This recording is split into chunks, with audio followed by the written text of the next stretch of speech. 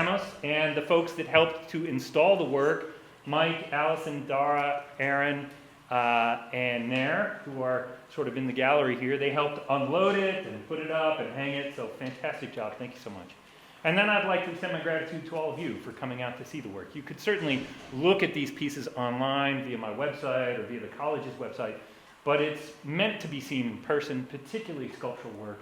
And so I appreciate you making the effort to come down and see these things firsthand. So as Dean mentioned, my name is Josh Almond.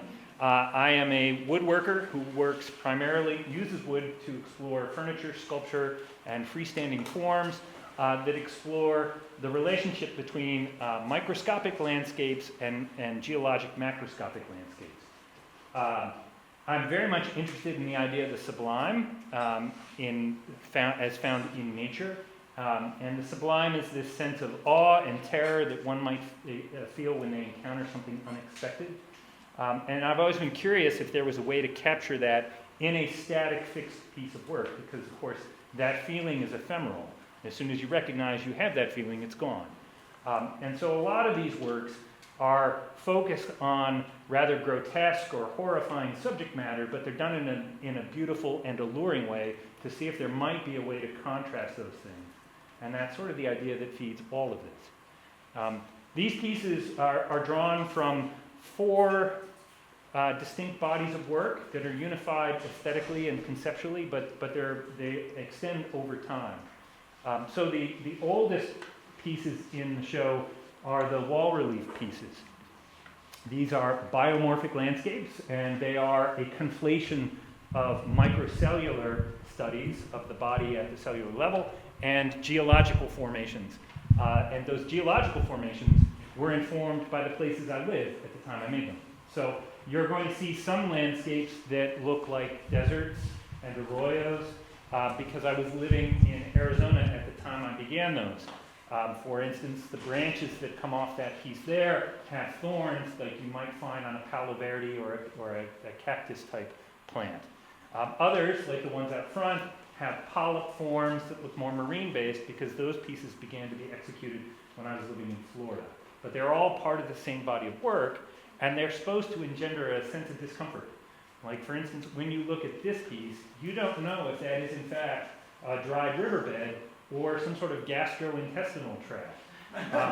And they are intended to suggest those things.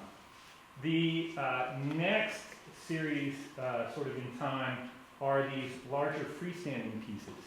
And these are explorations of cancer cells, or representation of cancer cells in 3-dimensional form. I used COS7 cells, which are cells that are often studied in the lab. They are taken from simian kidney cells, and they're grown in the lab because they can be easily reproduced and controlled for the various types of mutations that can occur in a predictable format. And when you look at them under the microscope, they're really bizarre in their geometry. They're really fascinating looking structures.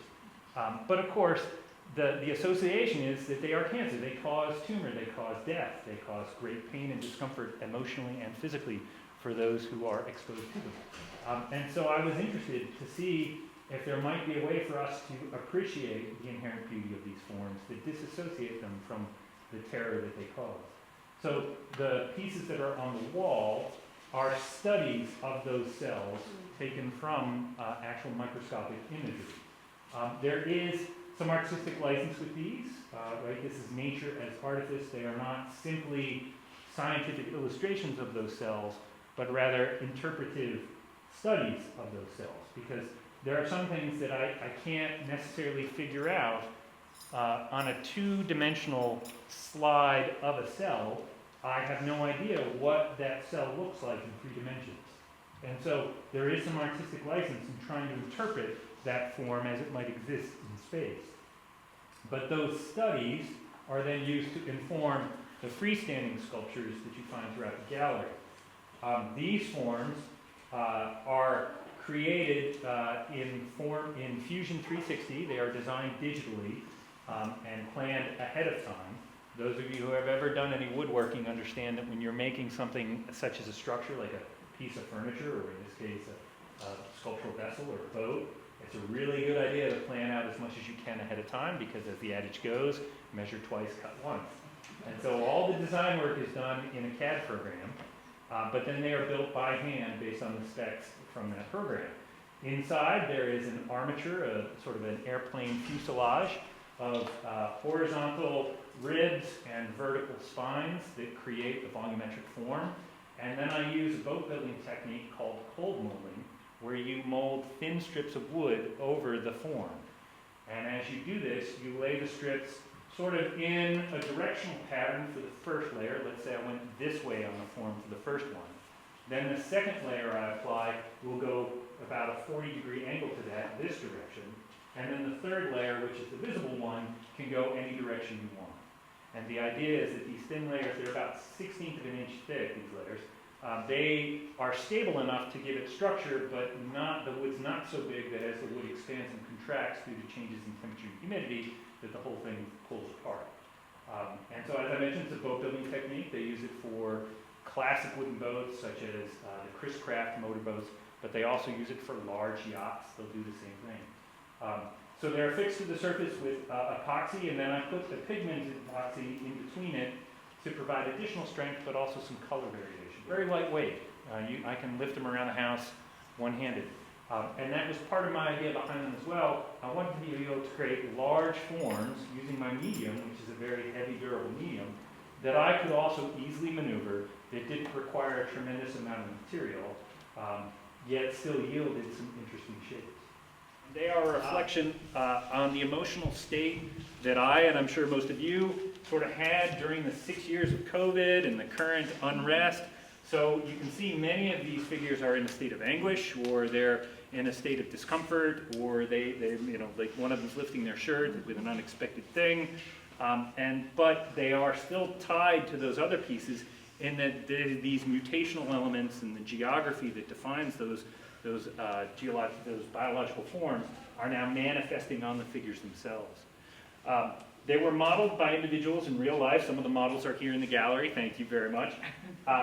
But the subjects themselves are not necessarily important. So there is a resemblance to the subject, but it wasn't an effort to represent that person specifically. But they range, some of them are very directly related to the larger cos7 cells that I had created, and some of them are more abstract. But these are the recent ones, and both these and the freestanding work are continuing. I have some new freestanding ones that are going on at home, and I'll be executing more of these later this fall. The intention is that they'll be bigger. I discovered working at this scale was really great because I could do it at the kitchen table and I didn't need any big machinery, I just needed a sharp knife. However, it's very difficult to capture the level of detail that I wanted at that scale. The wood would not cooperate in certain circumstances. And so on one hand, you could sketch in something like one quick mark might suggest a fingernail or an eyelid. But it made it very difficult to capture any more detail than that. So the next ones in the series will be roughly twice the size. They'll be this big.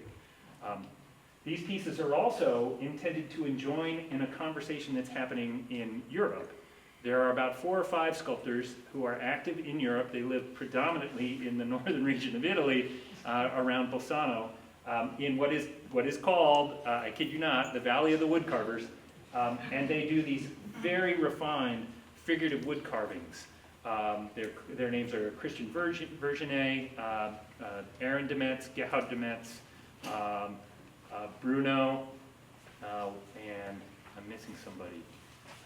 But they're very active, and so these pieces are intended to start engaging in the conversation that they're having.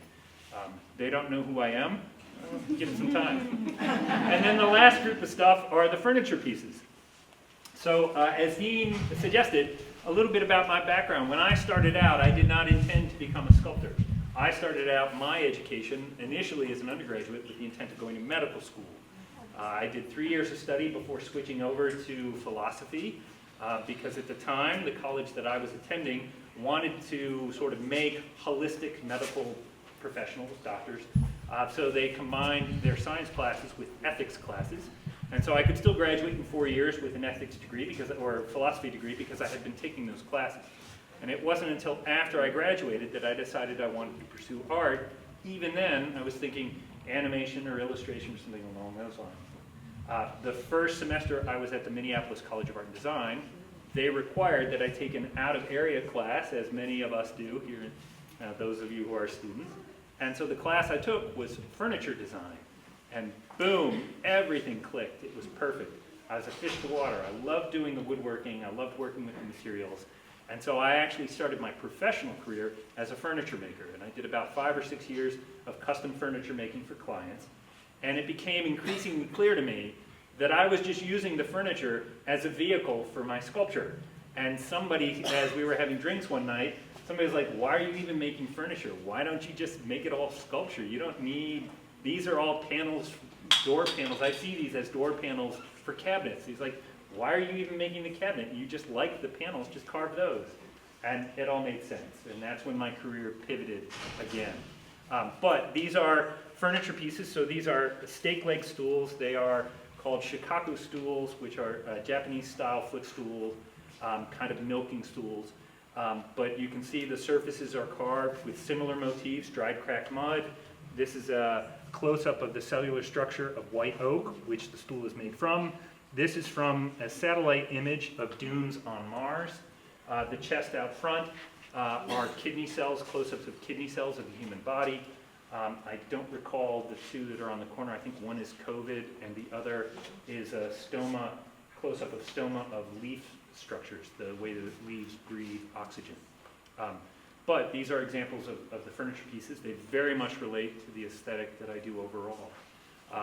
I'm very pleased and privileged to do what I do. I cannot complain about the opportunity that I've had, and I want to thank you all for coming out so I could share that with you. I'm happy to answer any questions that you have, but that sort of wraps up my overall talk. So.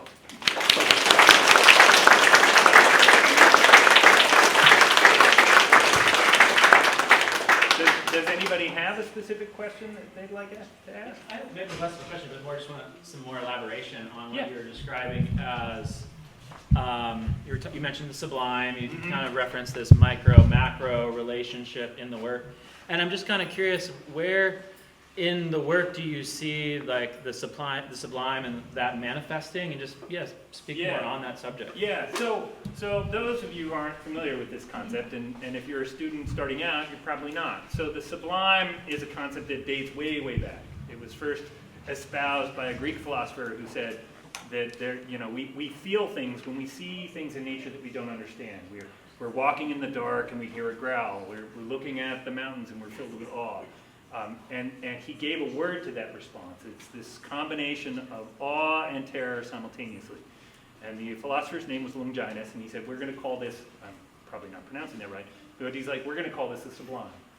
Jump forward thousands of years. In the 1800s, there was a Scottish philosopher named Burke, and Burke put more structure around it. And he said, there are characteristics when you encounter this. It should be big, hence the scale on these pieces. It should relate to nature, because at the time in the 1800s, they were romantics, and they were saying that we experience these things only when we're out in nature.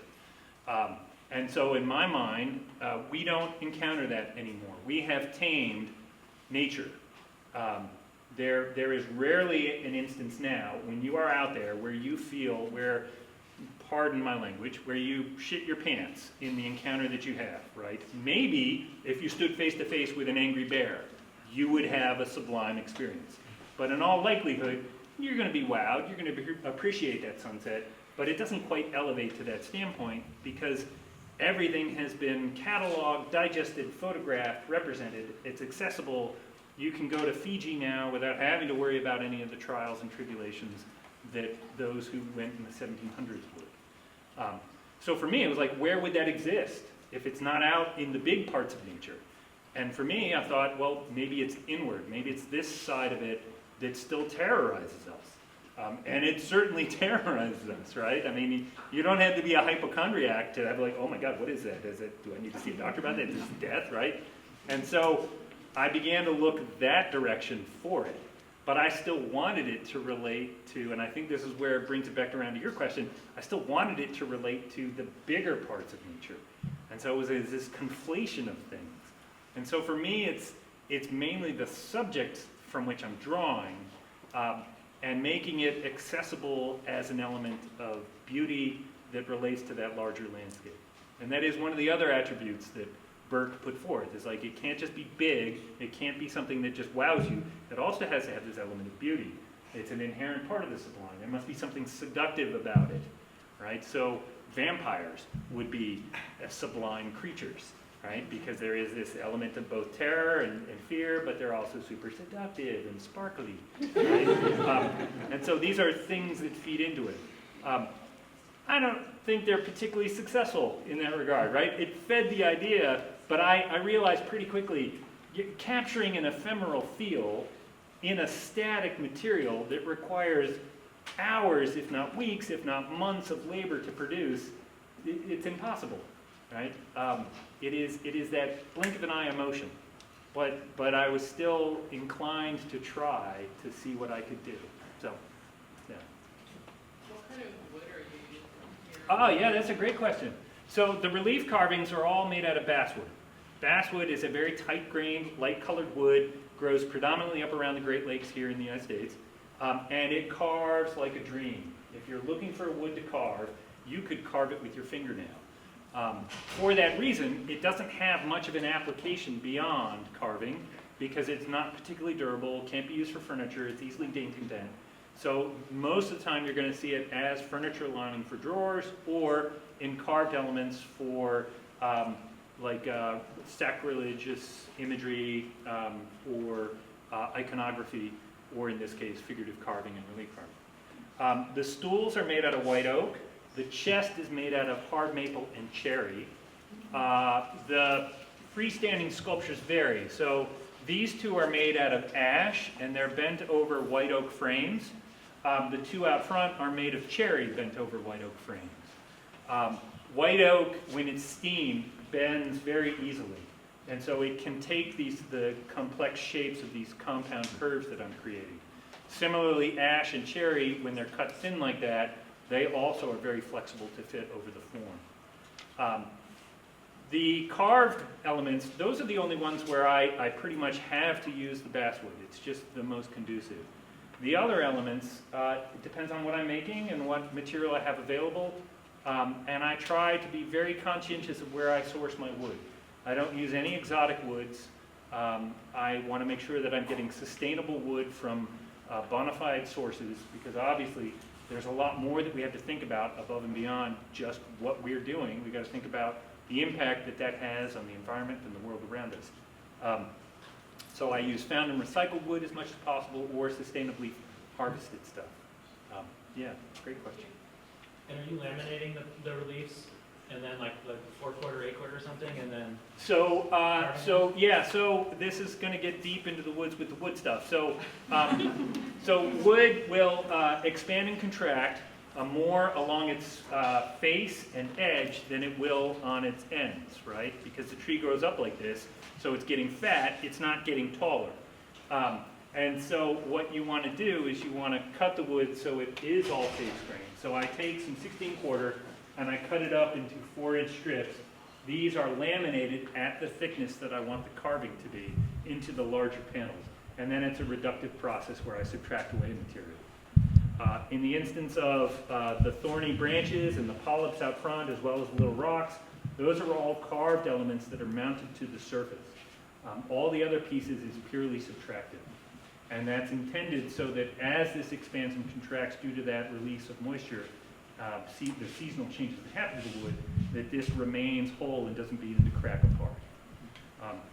Thoughtful thing to do, particularly if you are living in Florida and you're shipping your work to an exhibit in Prescott, Arizona, which I did do. So it's going from a place of 80% humidity to a place of 6% humidity.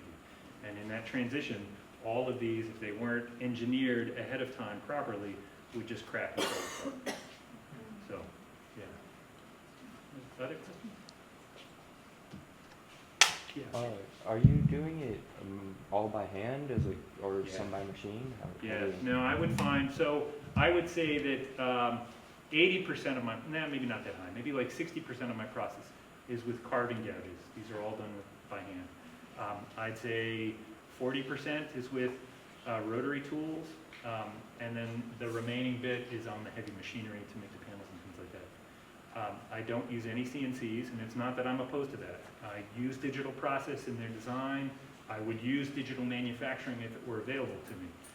But I don't have a dedicated CNC machine. They're very expensive, and at the time I was making these, the tools that I had available were hand chisels. So that's what I used. Yeah, so these are all done by hand. So a lot of these really thin but deep, like these cracks on here, would that probably be done with like a rotary tool? So all of these are done with the hand carver.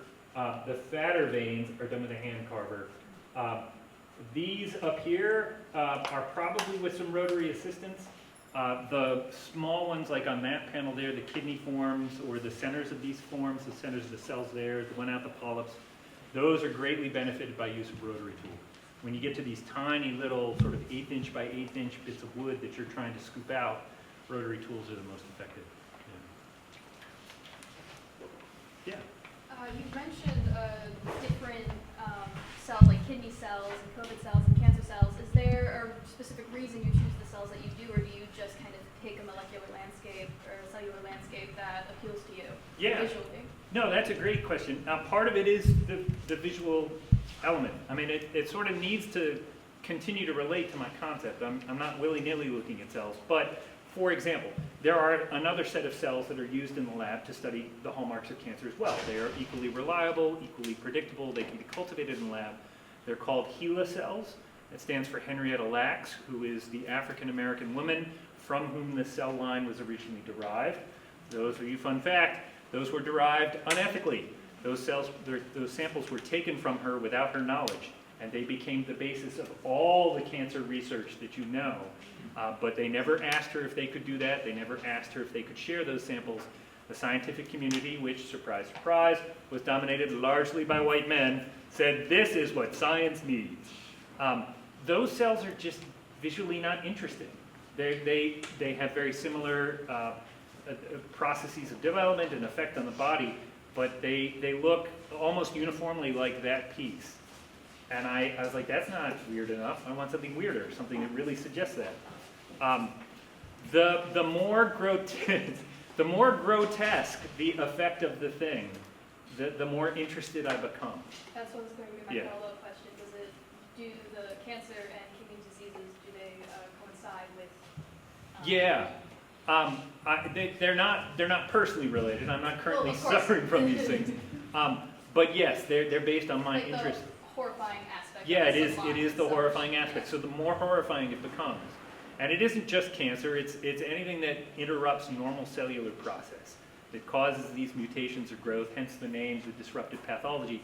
The normal growth of the cell, when it's disrupted, leads to weird things. And it can be due to cancer or disease or bacteria.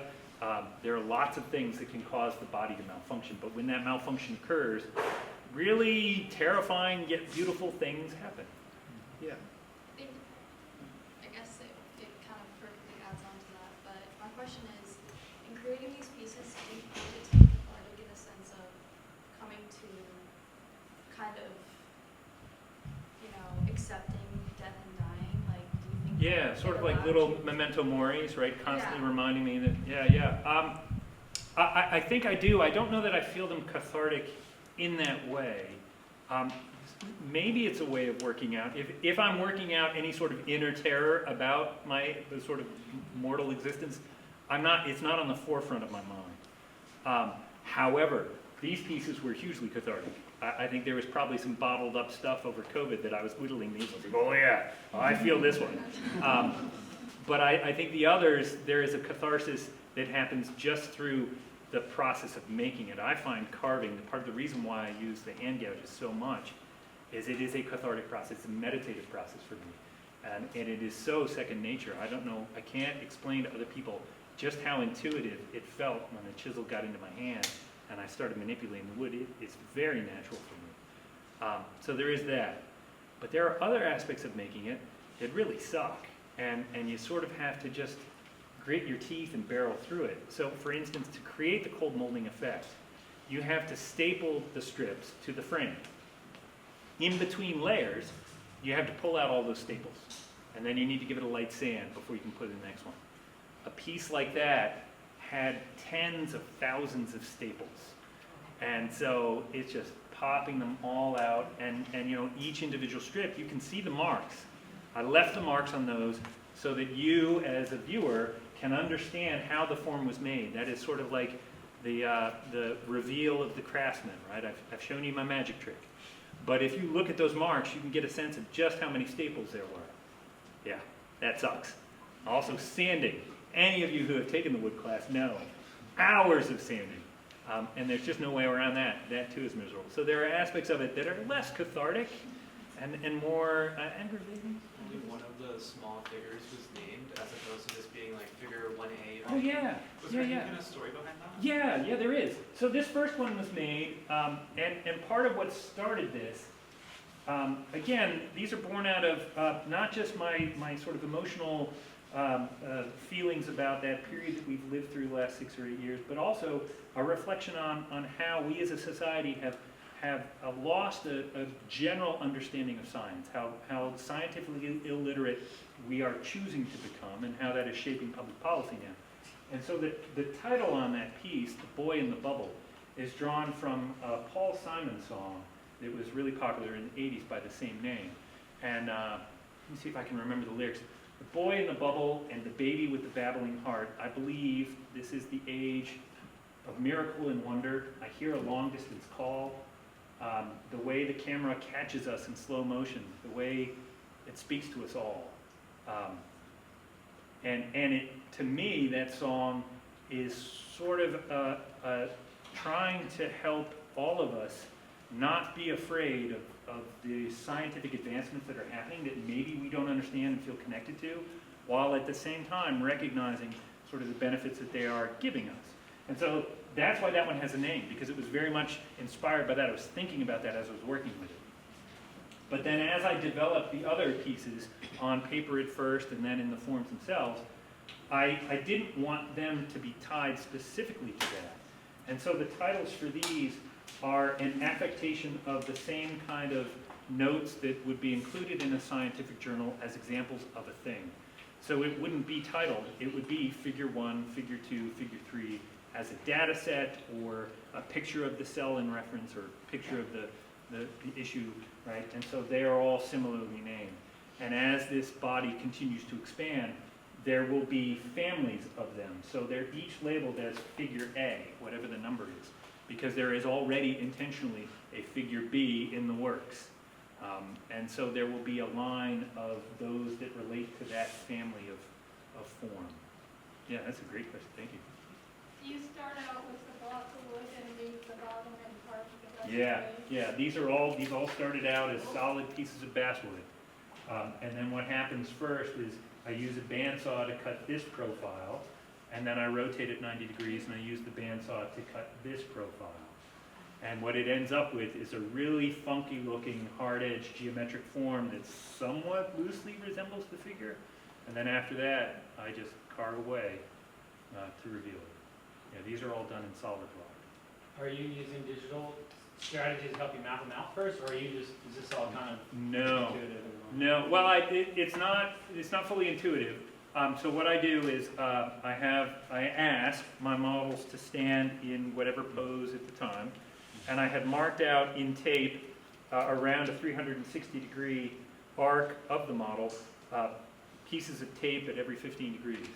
And then I just took my camera phone and stopped at each one at roughly the same height and snapped quick pictures so that I could get an understanding of what the figure looked like fully in the round. And then I just worked off of those. So there's no digital effect beyond that, which can account for some aberrations. If you study the figure or do figurative work on your own, you're going to notice that there are some slight anomalies. Like that waist is a little too thin, or the way the body is arcing I didn't quite hit it. That happens. And unfortunately, unlike other media like ceramics, for example, is a good one, there's no way to put back on. Once you carve that wood away, it's very difficult to replace it. Yeah. One more question, if anybody's got it? Yeah. How did you come across the idea of the sublime, and why did it fascinate you so much? That too is a great question. So, when I was a kid, I grew up in a very religious household. My father is a United Methodist minister. My grandfather is a United Methodist minister. They were very progressive and opening. They both They both fought for civil rights, did the freedom bus rides down to the South. They both fought for LGBTQ rights. They went to anti-apartheid. My dad went to South Africa and worked with Archbishop Desmond Tutu. So they were very progressive, but they were still religious. I was still exposed to God, still expected to go to church. I do not believe in God. I did not find that to be where my answer lied. And so in college, the philosophy classes I studied were contemporary theory, contemporary ethics, contemporary philosophy, and that's what led me to Burke or to others who had this idea of these sort of spiritual encounters that are beyond you, but are not necessarily bound to a dogmatic religion. And I was very drawn to that. Because I still recognize, for instance, when you walk into Notre Dame, for example, cathedral, that sense of awe when you encounter that space. The same with when you walk into the Grand Mosque in Budapest, or I'm sure the Taj Mahal, which I've not been to, right? There are lots of ways that it has manifested through our own creations. But for me, it was not necessarily bound in religion, and so that was where that interest began. And I think you can see, based on the science study that I had, how these two things married, right? I never left the science behind. I was always still very much interested in this stuff. So, well, thank you very much. I appreciate all the questions. If you have any other specific questions you want to ask me, I'm here until 4. Feel free to approach. I'm happy to talk to you about anything I got. Thank you.